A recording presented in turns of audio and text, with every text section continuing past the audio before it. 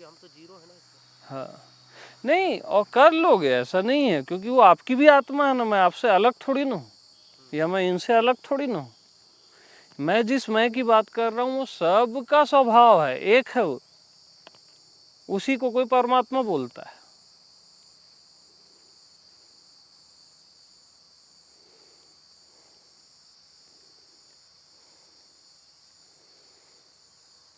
परम आनंद की अवस्था है। ये अद्भुत है, इसके बगैर तृप्ति नहीं मिलेगी कभी। जो परम तृप्ति बोलते हैं ना, फाइनल सेटिस्फैक्शन, वो नहीं आएगा। अपने ही आप में जब आप विश्राम में जाओगे ना, अपने राम में, स्वयं में, तभी तृप्त होगे। और जब तक खुद को देह मन मान के साधना करो या दुनियादारी करो, कभी कोई तृप्ति नहीं आएगी। सर इसमें अहंकार की भी वो संभावना है, जैसे कि मैं वाली बात में। मैं को जब शरीर मानोगे, मन मानोगे, तब अहंकार आएगा। मैं को मैं जानोगे बस, यानी परमात्मा को परमात्मा ही जानोगे, तब अहंकार नहीं आएगा।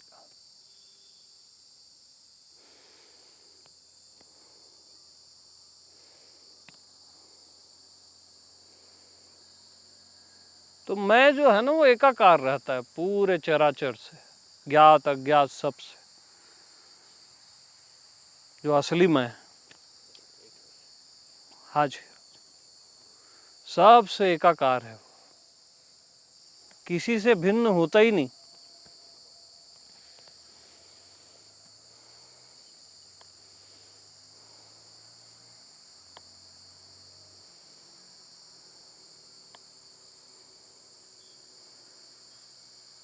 और इसको वही कैच कर पाता है जो जितना चुप रहता है, मौन रहता है, उसका ऑब्जर्वेशन बढ़ जाता है, उनको ज़्यादा क्लियरिटी आएगी। जैसे 100 लोग बैठे हैं, उसमें जो चुप रहेगा ना, वो एक आदमी अगर कोई चुप है तो वो 99 को ऑब्जर्व कर लेता है, पूरा निचोड़ उसके अंदर आता है। भैया जैसे चुप है, वो बहुत गहराई से ले रहा है, तो वो बहुत नाजुक मामला है ना ये, क्योंकि बहुत डेलिकेट है, एकदम बहुत नाजुक है। क्योंकि 1 इंच भी गलत समझे, अस्तित्व वाले मैं को अहंकार का मैं समझे तो खत्म, गड़बड़ हो गई। मैं में भी भेद है ना भाई। तो बहुत नाजुक मामला है। अब ज्ञान बोलता हूं जैसे मैं, तो उसको बुद्धि का ज्ञान समझे तो गड़बड़ हो गई। आत्मज्ञान अलग चीज है।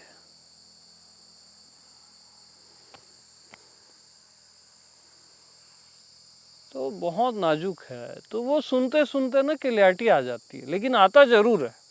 कभी भी किसी को हताश नहीं होना चाहिए। जो भी धर्म के मार्ग पे चल रहा है ना, किसी भी मार्ग पे चल रहा है या जी रहा है या खुद को जानने की कोशिश कर रहा है, उसको कभी हताश नहीं होना चाहिए, मायूस नहीं होना चाहिए। प्यास है ना तो निश्चित वो आपके जीवन में आएगा, प्रकट होना ही पड़ेगा उसको।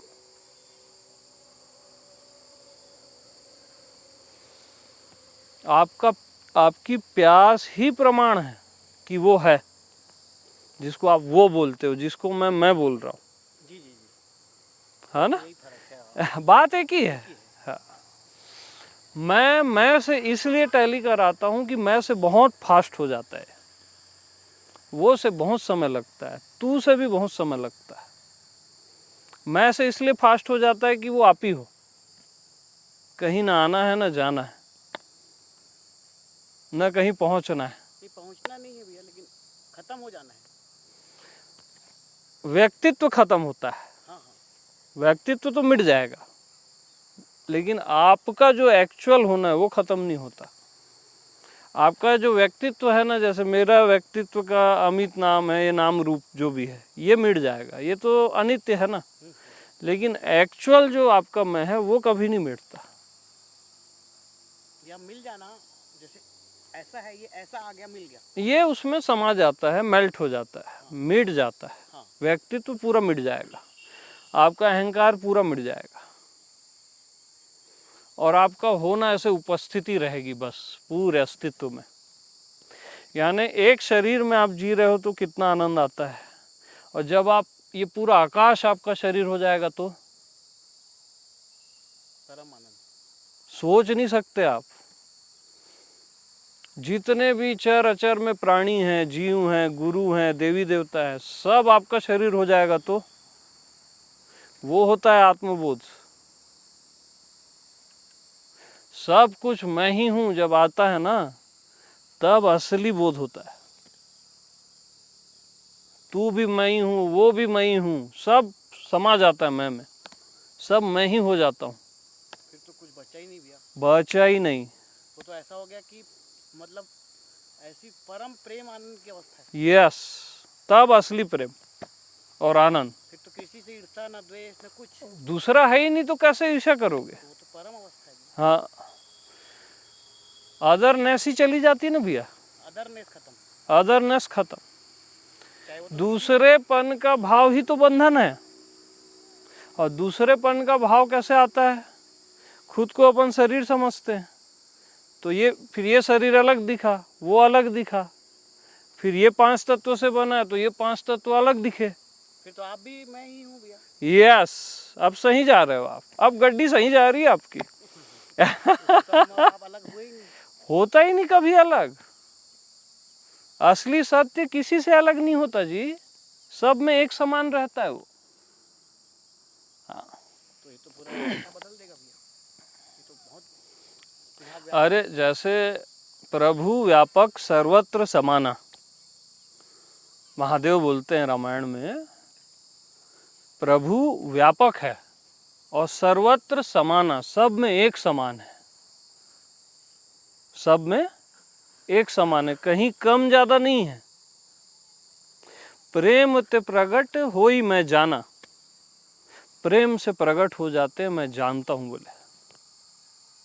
मैं जाना, लास्ट में क्या बोलते हैं? मैं, उसको मैं ही जान पाता है। वो मैं शिव का भी एक है और आपका भी एक ही है,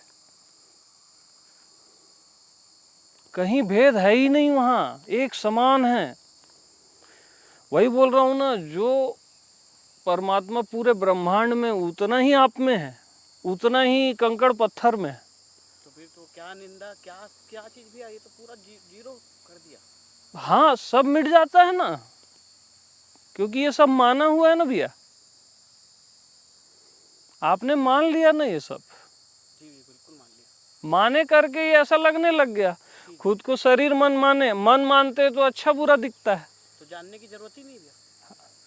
मान्यता हटी ना तो अपने आप वहां आ जाओगे। अब भाई सत्संग से बोध हो रहा है ना आपको, 100% हो रहा है, तो ऐसे सुनते सुनते प्रकट हो जाता है। श्रवण मात्रेण है ये ट्रांसफर होता है सीधा। तो भैया किसी को अपन फिर तो गले ही लगाते रहेंगे हर किसी को। गले भी लगाओगे, मैं नहीं बोलता, लेकिन जो ऊपर का तल है व्यवहारिक जीवन में अभी वैसी रहना जैसे अभी तक रहते हो ना, कॉमन, किसी को पता भी ना चले,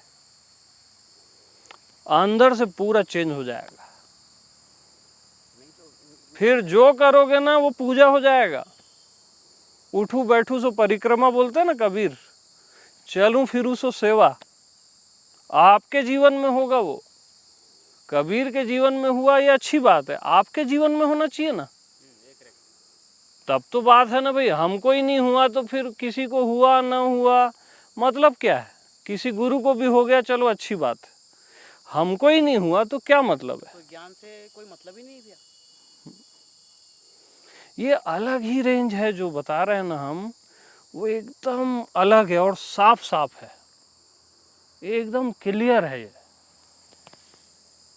जैसे ये देखे भैया, ये मैं हूँ, हाँ ये मैं हूँ, हाँ, ये मैं हूँ, तो व्यापक प्रेम है, पूरा व्यापक प्रेम हो गया ना, असली प्रेम है ये। मैं से अलग समझ के जो प्रेम होता है ना, वो वासना है, कामना है, मोह है, आसक्ति है।